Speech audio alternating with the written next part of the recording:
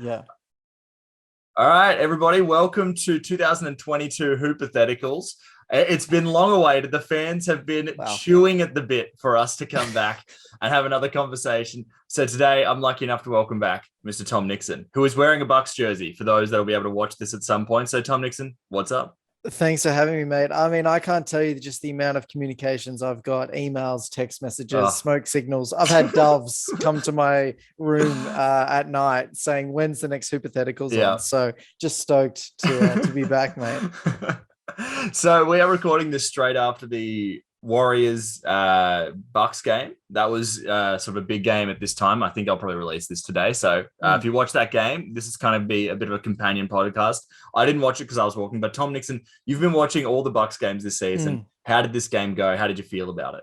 Yeah, it went really good, actually, obviously by the score. But yeah, I think it was important because the Bucks just came off a couple of losses to the Hornets, and it was a bit, some questions, whatever, like they're playing okay. But then just to come in and smoke the Warriors, who obviously had an insane season. Clay's back, Steph, been shooting great, more or less.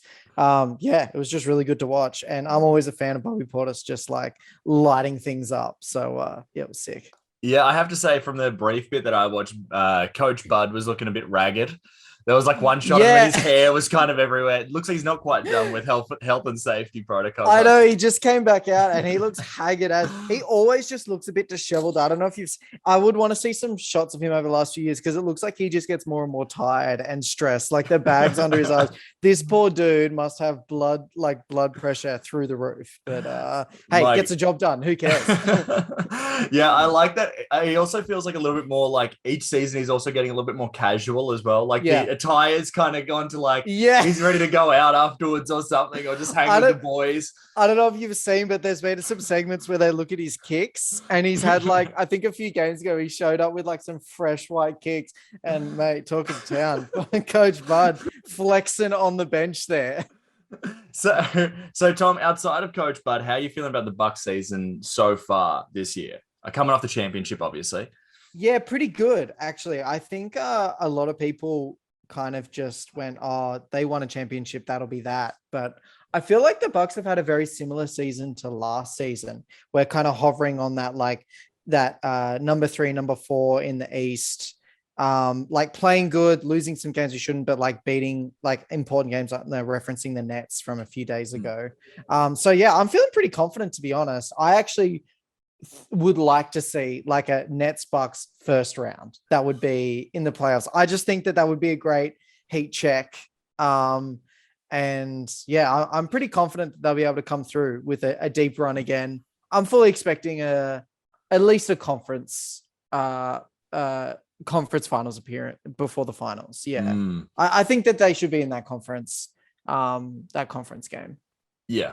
Totally. And I think like I'm really optimistic that we'll make the finals again this year. I'm feeling like pretty confident. I'm also feeling pretty confident we can win it if we get there, Yeah. So it's a good year. Good year to be a Bucks supporter. Again. Also, I mean, the other thing we discussed it the other day, but this game really demonstrated it. Like, I don't know many teams that have an answer for Giannis in the paint. And just what people who watch this game would have noticed is that he's just schooling everyone just with height and strength and like just the height overall of the Bucks. And when Brook Lopez comes back, I mean, that's just a wrap. So, yeah, I'm just interested to see like what teams are going to throw at the Bucks because like the wall is so outdated and like the amount of times that he gets double teamed and he just throws it to any 3-point shooter and it's a bucket. It's just, yeah, I don't know what they're going to do. I actually don't know. I'm actually interested to see what people are going to do. Me too. Yeah. I'm so excited. Well, let's, I thought today we can probably talk about the league sort of across the board, but I thought a good way to do that is to talk about our like starting 5 for most overwhelming and underwhelming. So we can kind of look at the league through that way and then we can sort of discuss it from there. So how about we start here? We've both done a starting 5 for both, though I know yours might be a little improvised towards the end of one of them, but regardless, I think let's start with who's your first most overwhelming player of like starting 5, number 1 pick. Who are you taking? This is hardly a hot take, but I'm gonna have to go with Ja Morant. It was also my first pick. Yeah, I think everyone thought he was like, it's Ja Morant. Everyone knew he was going to be good, but I feel like he's just exceeded those expectations somehow. And even the fact that his team has been so good as well, like it's not even a one-man show, like he's leading so well, really. They had a really good win-loss percentage when he was out, in the first, I think it was like quarter of the season, there was a few weeks he was out, or maybe like 10 games or something. And they were still winning. And just in the last few games, especially, they're on like a 10-game win streak at the moment. Yeah, none of this is news, but like he's just insane. That block he had against the Lakers, ridiculous. And he's just like climbs the ladder like every game. And yeah, I just get like big, I said this to you the other day, like D Rose MVP vibes. And yeah, he looks awesome. I think he's great. Yeah. I think he currently has the like 5th best odds for MVP this year. Yeah. And good on him. I think he's 22. Deservedly so. Yeah. I also think, just a quick aside from Ja Morant, I have been surprised at how many people are in the MVP conversation. Like it's not just one. I felt like it was Steph Curry a bit at the start of the season, but because he's cooled off a little bit, people are still talking about the Joker, Ja Morant, DeMar DeRozan, Giannis, and it's like there's Joel Embiid, all these names, and it's like I don't know. I feel like that's kind of unique to this season. It's good, and I also think it's representative of the season. I feel like any team can win any game this season. Like there's a lot of like this upsets. Yeah, and the skill is spread really nicely across the league at the moment. So many not injuries, like health and safety stuff. And so it just means they keep signing all these people. And I think it's really like democratized the league. Yeah. And it's also because of the rule changes this year, defense is worth more, So teams kind of like the Cavs and stuff have been raised up by that fact alone, I'm happy to pivot onto my second. Well, on that. Wait, let me go next. All right. So we both picked Ja. Sure. Great. Also, I did have. Actually. Okay. So I've been working on these creativity stats, but I did a little look at Ja. Okay. How does his creativity sort of compare? And one thing that I noticed when I was like looking at the sort of doing the stats for him is that he is the most open shooter when he's actually shooting, like in the NBA, because he's flying past people and there's literally no one between him and the basket. So he's like, his shots are like, just because he's so good at manipulating stuff in the air, when he's in the air, he's actually creating so much separation that he's wide open. It's beautiful stuff. That's wild. How is he only like 20 or something as well? He's 22 or something. 22. Okay. That's ridiculous. Yeah. Great stuff. And you love to watch it. You do. Yeah. It's also good to see. I feel like the Grizzlies, even though they've been winning so much, they still always seem like the underdog. Like they've got such grit about them. And I think that like, they're entertaining to watch. You want them to win. And so, yeah, they're going to be awesome in the playoffs. I really want them to just have a really deep run for their sake and just for great TV. Yeah. And I also just quickly with them, I love that Ja doesn't have the ball on every possession. Like some possessions, he just runs down to the corner and it's just kind of like, they just like run other stuff. And then he like might dive in for a dunk, or he might just hang out there and just let stuff happen. I mean, I love the Grizzlies so much that I actually have another one on my good surprise list. I've got another person from that team, but we can save that for Ron, if you would like. I've been well impressed by the Memphis Grizzlies. All right. Well, my next one that I wanted to have is someone that's been asked to take a bigger role this season for the Bucks, but has stepped into that very well, especially at halftime or just before halftime today. Bobby Portis. We share the same person once again. Please tell me. I'll tell you why. Like he's been asked to go from our 6th man to our starting center. Yeah. And he's basically been asked to just essentially fill in for Brook.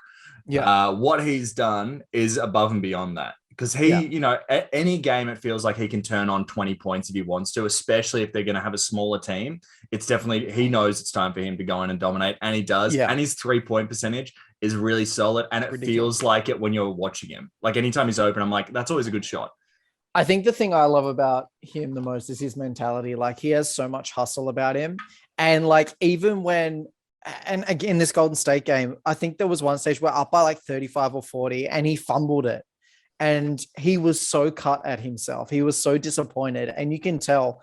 And it's like, wow, this guy just it does not quit. And he's got that real working, like just that average Joe quality about himself. Like he doesn't seem up himself at all. There's no like self-inflated swagger. And I think, yeah, it just makes him, it makes you love him even more. Like just outside of the fact that he's great, like for the team and fits into the role. I can only sing praises for BP. Yeah, agreed. All right, Tommy, who's your next person? I had, we already half mentioned it, but I had Jarrett Allen from the Cavs. Another one we shared. Oh, okay, that's for sure. Anyone who think this has been organized. I mean, yeah, there's not much to say about him that hasn't already been said, much like the other dudes we've said. But yeah, I just I feel like Steve Nash and the whole Nets organization should be absolutely kicking themselves for letting that man go. And the thing was, it's not even, I said this the other day, it's not even like he's just gotten good. Like, it's not even like, oh, he's on a bad team or he came to a not great team and, you know, his stats got padded out. He's just great. And he's just like worked in their system really well. And I'm 0% surprised at the Cavs being like a little thorn in the side of the East that they've demonstrated. He's a monster and he has a sick throw, which just makes things even better as far as I'm concerned. You can go back to listen to Tom's thoughts on Kobe White when he had the throw back in the day. Another great. I watched the Bulls game yesterday and they lost because Kobe got a haircut. And that is an actual hot take.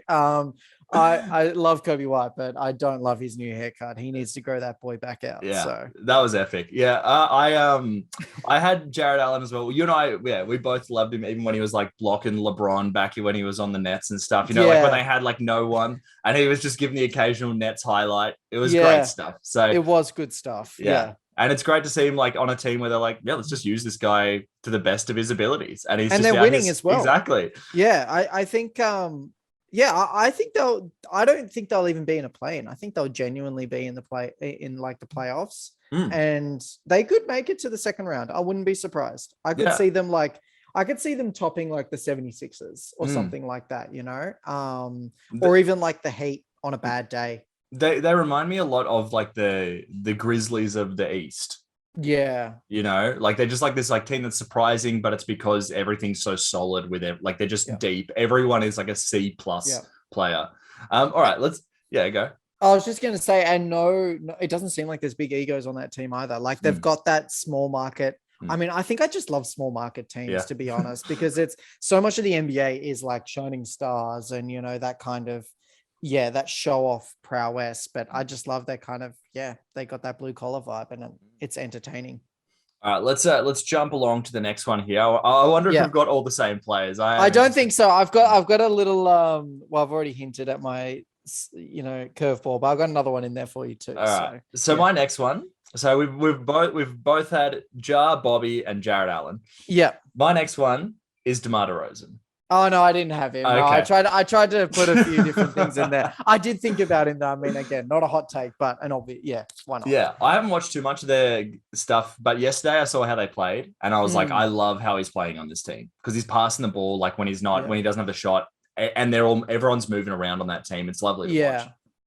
I think the thing that's funny about DeMar DeRozan is like coming into this season, a lot of people thought like, oh, that's a good trade to Chicago, but I think it was like, I don't know. It was like the GM consensus that was like the worst off-season trade. And like, I mean, could not have been more wrong. I mean, they are first in the East. I mean, they don't really have much like playoff experience between them, but I mean, he's been carving it up. They all have, to be honest. Yeah. What about you, mate? Who's your next person?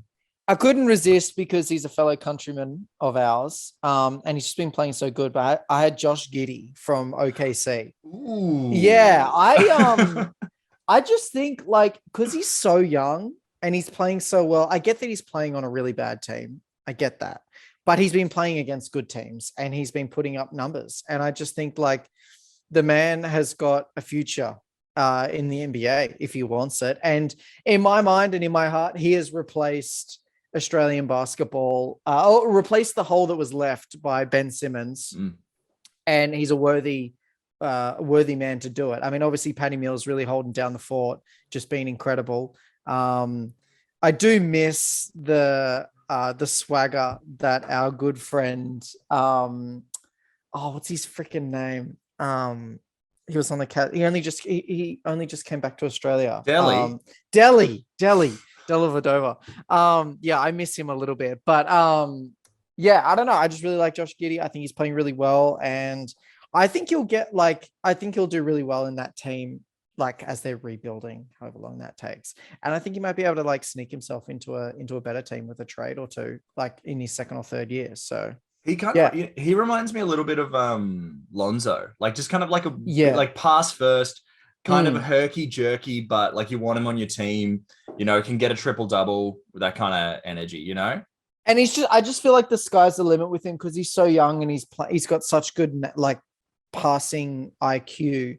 I feel like he can really turn into like an insane like off the bench point guard sort of thing. So yeah, that's what I had. Love it. Well, I'm also going to go with an Aussie, and you mentioned him, Patty Mills. Mills. What a good season. The Nets, while they are coming second, there's not a lot to look forward to with them. A lot of like James Harden's a lot worse. Kyrie's barely playing. Blake Griffin's washed up. All this, like, there's a lot of chaos going on over there. But one thing that's not chaotic is Patty Mills, who has just been like the only person that's reliable on that team other than KD. I don't know if you saw in that Bulls game, but the man was lights out from the corner. I mean, he just has the smoothest stroke, and he's just a great dude. Australian of the Year, mate. So do you who's your last person there? A little bit of a like not an obvious choice by any stretch of the imagination, but I've watched a little bit of Memphis, not heaps, and I have really come to love Jarrett Jackson Jr. He's a center. He's just so quality. He just really holds down the fort. Has a sneakily good 3-point shot on him as well, which I love. And yeah, I just think that like he's kind of a symbol of the rest of that team, but obviously individually he's also great. But I feel like he's just one of those characters on that team who just does his job and does it well and is why they're winning. Like it's not all the Ja Morant show, even though it is mostly. But like he works hard. Their pick and rolls they're very reminiscent of like the Trae Young, like Hawks pick and rolls that were so devastating last season. Like it's just pick your poison. Do you want like Ja Morant dunking on you, or do you want like Jarrett Jackson dunking on you? I don't know. So yeah, I'm enjoying that. Good to watch. Love it. Well, that's both of our starting fives. I just wanted to give an honorable shout out to the person that didn't make my cut but was close was Gary Payton II for the Warriors. Loving him. Fair enough. Actually, there's a few people on that team who've been playing pretty well. Beliza, not one of them, but but yeah. All right. Well, I wanted to jump into our underwhelming starting five. Now I know this one you struggled with a little bit, but don't worry, I've got some extras, so we can kick it off. But Tom, who was your first pick on the underwhelming starting five there? My first pick was again hardly a hot take, but just someone who has been a train wreck ever since he came to this team, and I think like he's transcended the jokes and transcended the memes, and that is a feat in and of itself. And if you haven't worked it out by now, then I'll be surprised. But I'm talking, of course, about Russell Westbrook on $44.5 million to just put up like obscene numbers. I actually thought he was going to be okay in LA. He played not bad at Washington. And when they signed him, I thought, I actually think this will be a pretty good fit, but the man can't purchase a bucket. And I don't know how many times he's been on Shaq and a Fool, really. He gets blocked by the rim. He gets blocked by the backboard. I don't know if he like greases up his fingers before every game, but I'm almost sick of seeing him fumble it out of bounds or like just fumble it while dribbling. Elementary dribbling principles. I mean, it's got to be heartbreaking being a Lakers fan when it's like it's a close game.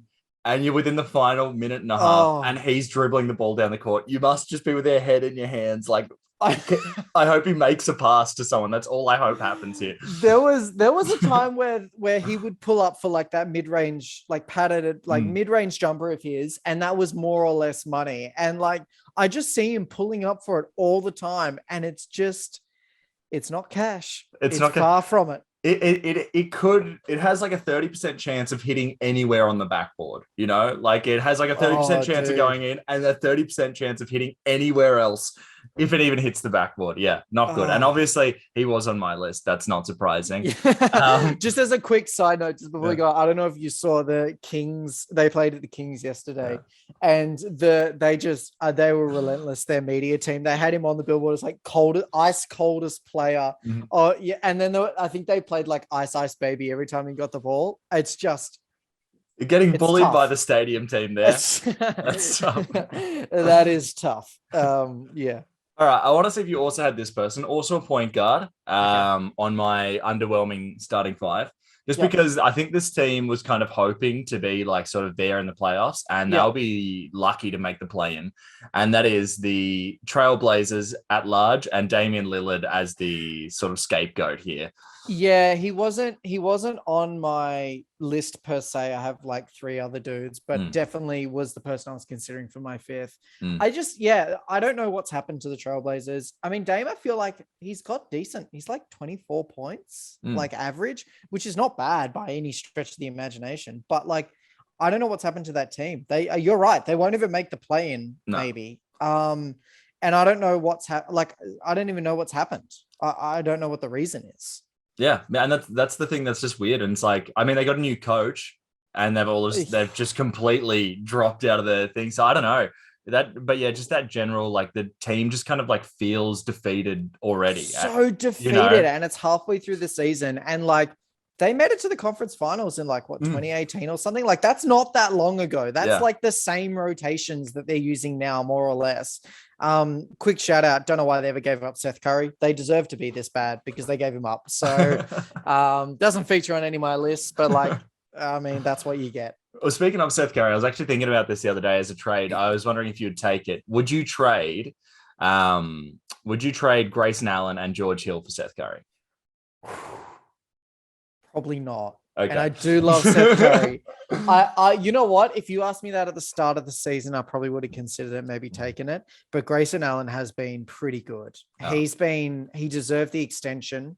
And the man was playing well actually today, especially I think it was the third quarter. He had a really nice like spin layup and hit a few threes. So not today, Jez, not today. But I would like more trade options for Seth Curry coming to Milwaukee because we need more three-point shooters. Yeah, please do. Come back to me. Yeah. All right. Who's your next person on your list there? Yeah, this was actually who I thought you were going to bring up because I feel like this team also put some hopes on him because they're definitely in that real rebuild vibe. And he had a lot of hype. Cade Cunningham. Yeah.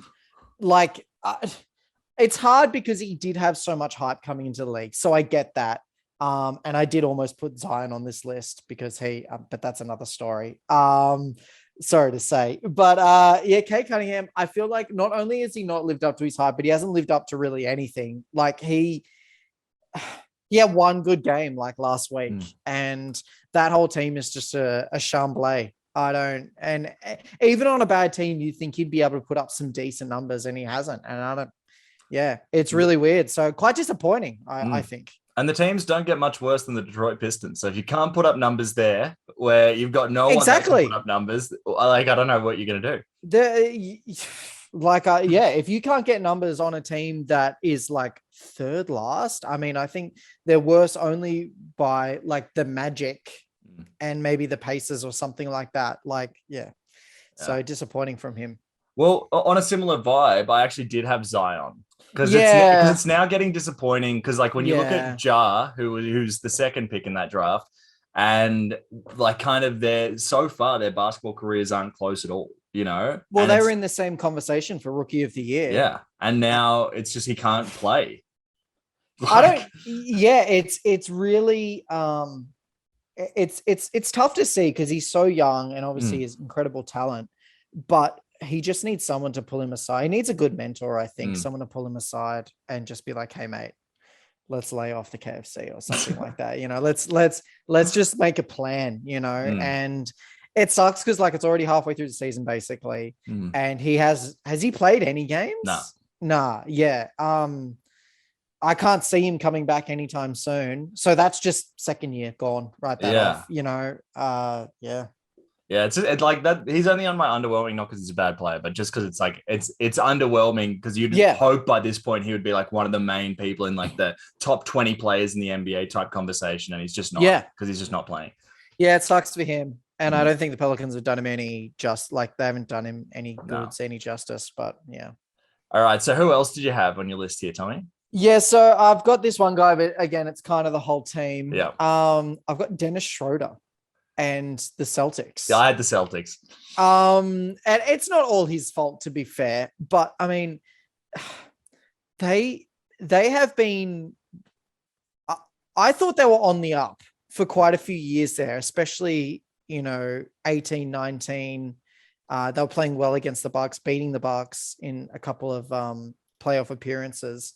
And everyone thought, yep, they're going up there. They're going to be it. And they've just plateaued so hard. And not even that, they've gone down. And Dennis Schroeder, I mean, I just thought I thought he'd be better fit for this team. But what I didn't account for is that they just will not give up on playing like ISO basketball.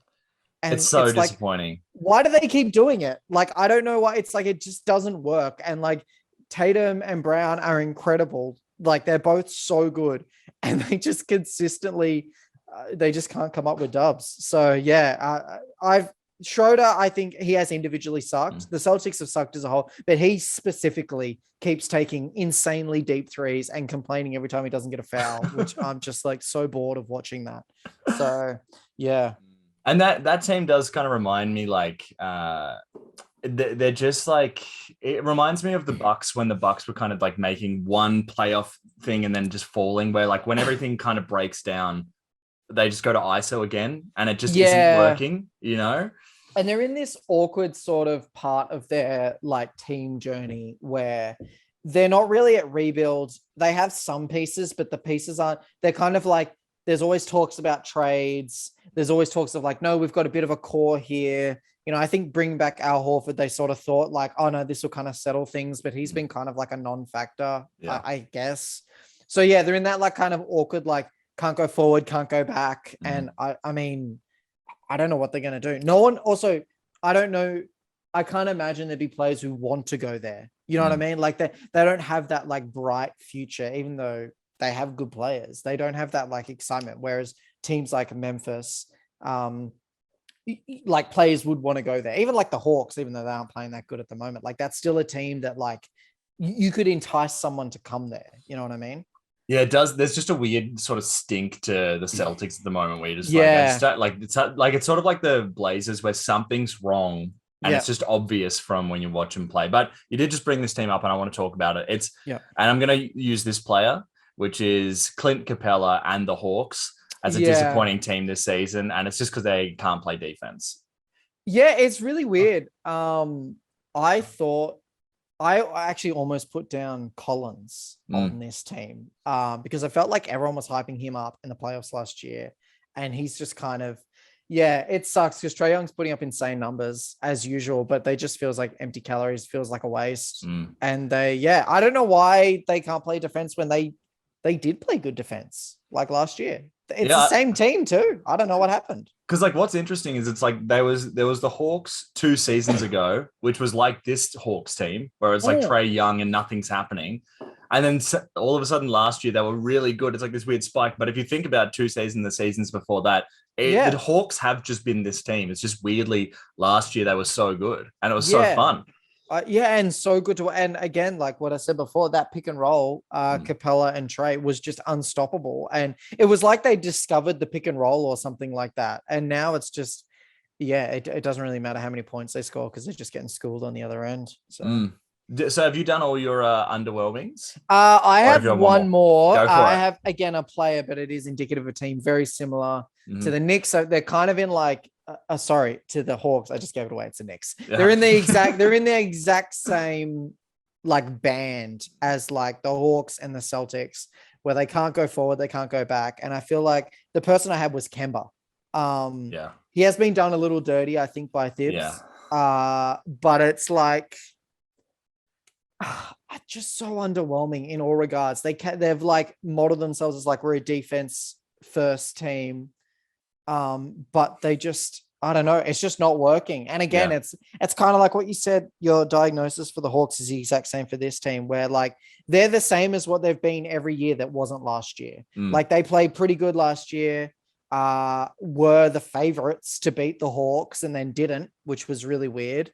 And now this year it's like they're getting steamrolled by like everyone who comes into Madison Square Garden. They like can't play offense anymore or something. Like something's broken with their offense now. Yeah, I think it's just they keep taking really low percentage shots, which they did last year, but they kept going in. And so it's kind of like, well, let's keep doing that. But yeah, poor Kemba. I mean, he's kind of been done dirty, but he's also he's just not been good enough, I think, to justify being a consistent starter or even off the bench, to be honest. But yeah, still like D Rose there. Yeah, same. I want to, and I feel like he's still playing well. So there's hope for that team. I reckon they could do a play-in situation. There could be something there, but we'll see. Yeah, we'll see. Well, my last person, so I've done 5 underwhelming, but I had this sort of 6th man here. Yeah, the 6th man. Underwhelming, and this is someone that's not even in the NBA, and that's why it's underwhelming. Jeremy Lin's agent. How is that man not getting minutes on a team like when like the Detroit Pistons are completely out of players? Why isn't Lin getting brought over from China just for some Lin sanity action? Exactly. I mean, especially when now's the time. I mean, that's everyone's what I'm saying. Now like 10-day contracts are like flying out the door. It is begging for a 10-day Lin sanity. I mean, I have no idea. And on the back of that as well, if we're bashing agents, Ben Simmons' agents. I mean, if there is a time to just go, hey, just give him 10 days. Yeah. Just give him 10 days, see what happens. Now's the time.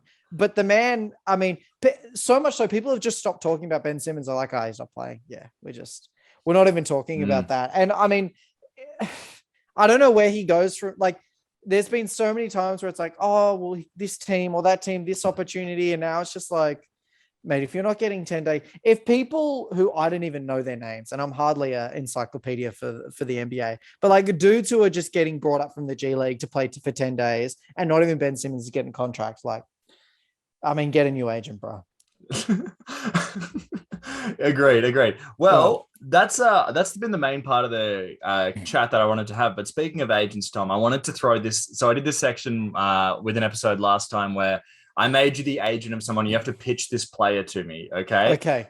You're the agent of this player. Sell me. I'm the GM. Okay. You want to get this guy a good contract. Okay. All right. So are you ready to go? Not really, but let's go. Let's go. So I want you to be Thanasis' agent here. Sell me. I'm a GM. I'm looking for someone to add to the team. Okay. I brought you in. Okay. So here's what I love about Thanasis, and here's why he's an asset to any team. He has energy. If you have a look at any bench he's been on, obviously the Bucks only at this stage, he is always the one who's up, who's clapping. He is always like encouraging, even when the team's getting throttled, he's there and giving 110%. And so as someone who can thoroughly keep the bench activated and involved, get Thanasis on your team. The less said about his actual basketball game, the better at this stage. But I feel like he can really ignite like a bench like mob, and he can really like get the whole crowd involved. And I think he's worth that. As far as his actual basketball is concerned, he is good for a few fouls. He is good for a dunk every now and then. And you know, fair cop, he does draw the odd offensive foul. You can't deny the man that. And I have seen him draw some very timely offensive fouls. He's kind of like a mosquito at night. You hear him buzzing around. He's annoying, gets the job done though, and you get bitten. So get bitten by the love of the Narcissus. He deserves 10 days at least, and that's all I'm told. I love that a lot of the sale involved how good he is when he's not playing basketball. Yeah, I mean, keeping the bench, you can get a lot of work done from the sidelines, and he has a heavy workload. I'll put it that way. A $3 million hype man. I mean, does the job. He gets results. That's it. Well, Thom Nixon, thank you so much for being on our first episode of 2022 Hoopathetical. It's great to have you back, man. It's been a pleasure. The pleasure has all been mine. All right. Until next time, everybody, you can always buy this name. Please send 5 figures minimum is what we're looking for. It's minimum. Hoopatheticals. It says everything that it is in the name. It's perfect. How are they going to contact you, Jets? However you contact anyone. Okay. Send it through. You go. All right. Send it through. All right. Great. See you, dude. All right. Peace.